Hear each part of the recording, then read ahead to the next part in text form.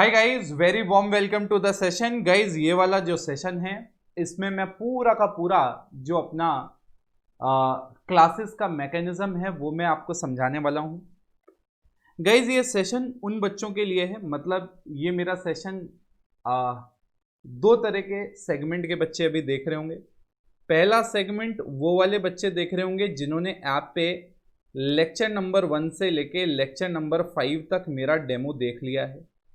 यहाँ पे वो भी बच्चे होंगे जो सेकंड सेगमेंट में मैं डालूंगा, मतलब वो वाले बच्चे जिनको हमने लॉकडाउन में, क्योंकि स्कूल्स वगैरह बंद थे, तो लॉकडाउन में उनकी हेल्प करने के लिए हमने सब्जेक्ट के सेशंस कंडक्ट किए थे और बहुत ही बढ़िया बच्चों का रिस्पॉन्स आया।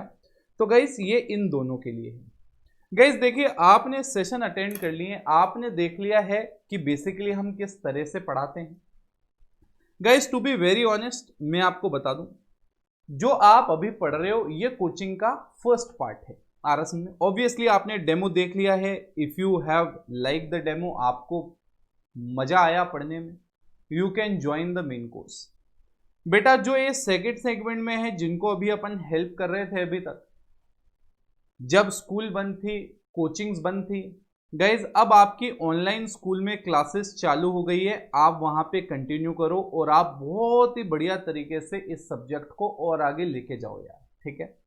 अब मैं आगे कंटिन्यू करने वाला हूं उन बच्चों के लिए जो लोग ये जो कोर्सेज हैं हमारे, उनको एज अ कोचिंग ऑप्ट करना चाहते हैं, एज एन इंस्टीट्यूट वो आगे हमसे कंटिन्यू करना चाहते हैं।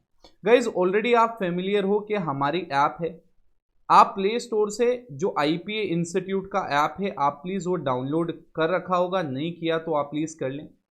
वहाँ पे 1 जुलाई से आपको ये कोर्स अवेलेबल हो जाएगा क्लास 11th का। जो आप चाहें तो सब्सक्राइब कर सकते हैं, जो आप चाहें, आपको लगता है तो आप सब्सक्राइब कर सकते हैं। मैं आपको बता दूं, जब आप क्लास लेते हो, जब मैं पढ़ाता हूँ, ये पढ़ाने का सिर्फ एक पार्ट है। ऑब्वियसली बहुत सारे बच्चों के जब मैसेजेस आते हैं और वो कहते हैं सर बहुत बढ़िया समझ में आया, प्रैक्टिकली हमें समझ में आ रही है सारी चीज़ें, तो गाइस बड़ा अच्छा लगता है।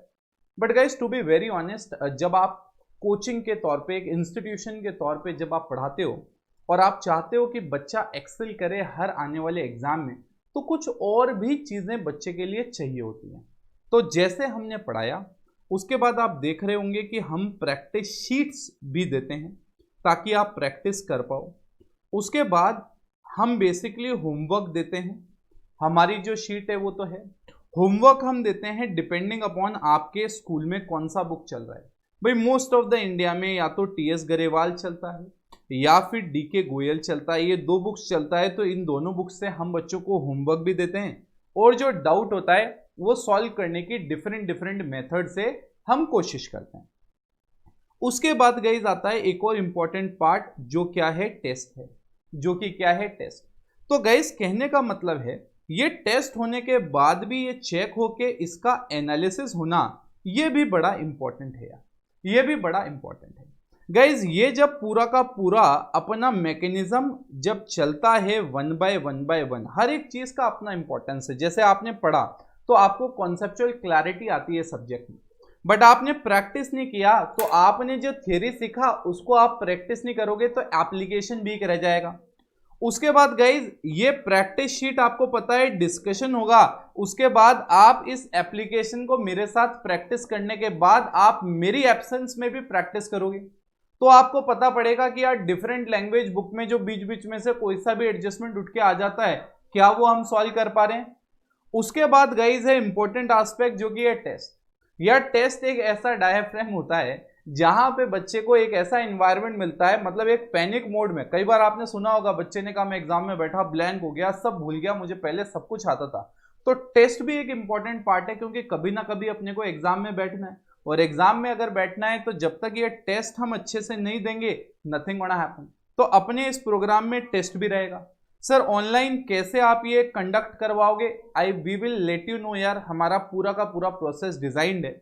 उसके बाद आपने पेपर देने के बाद उसका डिस्कशन होगा, डिस्कशन में आपको पता पड़ेगा इसका सही आंसर क्या लिखना था, आपने जो किया उसमें क्या क्या था सही, क्या क्या था गलत। तो एक ऐसा पूरा प्रोग्राम चलता है।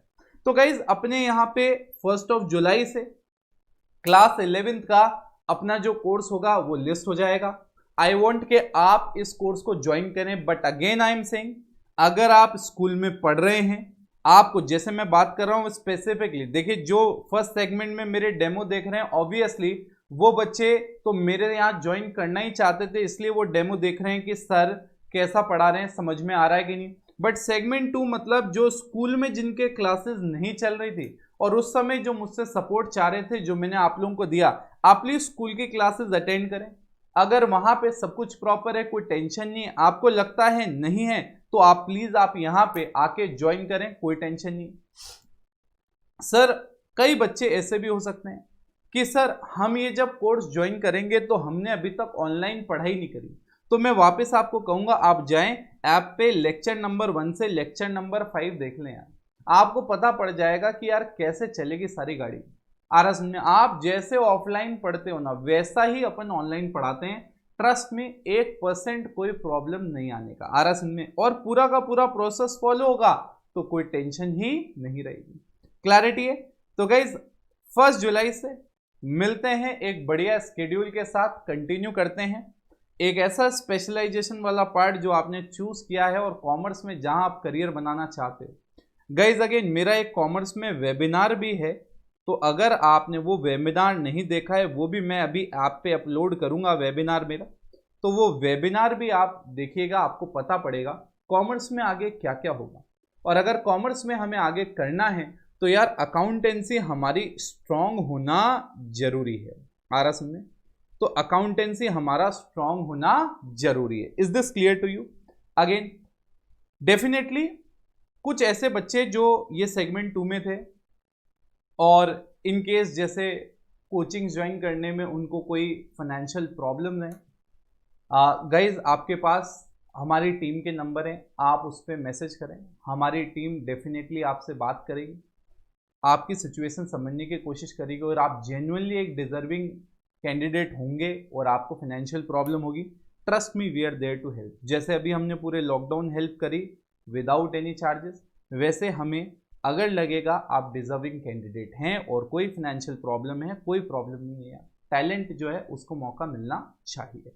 तो गाइस कोर्स को यहीं पे अब अपन इस सेशन को ओवर करते हैं। मेरे हिसाब से मैंने सारी की सारी डिटेल आप लोगों को दे दी है, सारी की सारी मैंने आपको डिटेल दे दी है। गाइज ये जो टेस्ट है ये चेक होके मिलेगा आपको, हाँ चेक होके मिलेगा, उसके बाद एनालिसिस होगा।